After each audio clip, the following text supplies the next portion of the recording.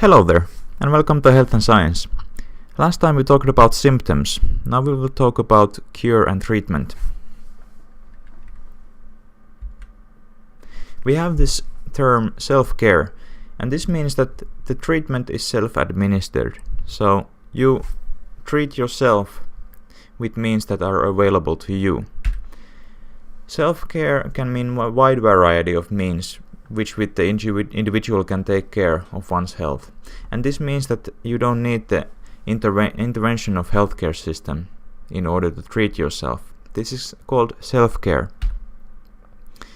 It means treating mild symptoms without a doctor, but this means that you must know when to turn to a doctor. So you don't have to know when the fever is too high or when you have headache for too long and it's too strong. You have to know what symptoms are so severe that you have to go to see a doctor.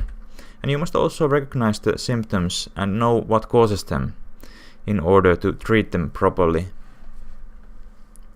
Just remember that the rest is the most important part of self-care. So remember to rest. And don't go to school or to work sick. Most of the illnesses get better with a few days rest, so give it a time, rest enough, and the body will do the work. It is said that healthy life is the best self-care, so here we have the to-do list of healthy life. Follow these and you will already give yourself a good self-care.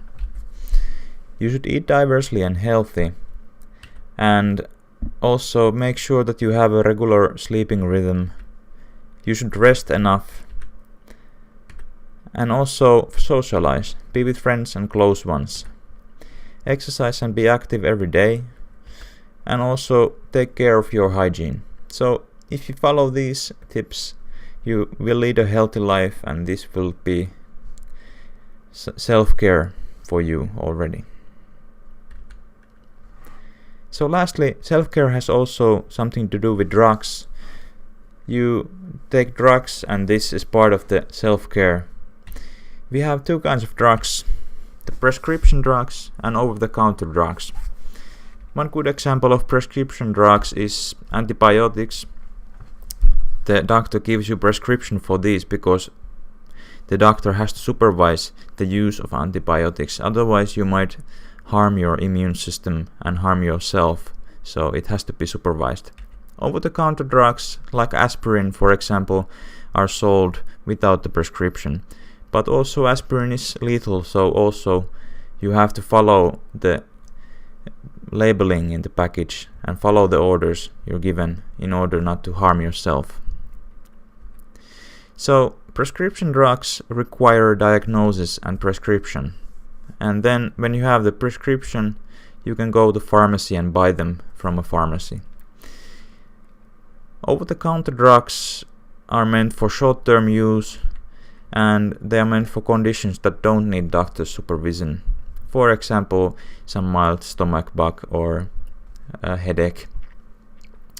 And in this country, you also buy this from pharmacy. Some other countries, it's good to know that you can get them from local supermarket or some other grocery store and without prescription. But in Finland, you buy them from pharmacy. So now as your homework, think about this. What is the proper way to store drugs at home? Who should have access to the drugs, and how do you preserve them? Also, what drugs should you buy and have at home just in case? Think about the symptoms you can have and what kind of symptoms can you treat on your own? And write down your thoughts and we can continue from this in the class.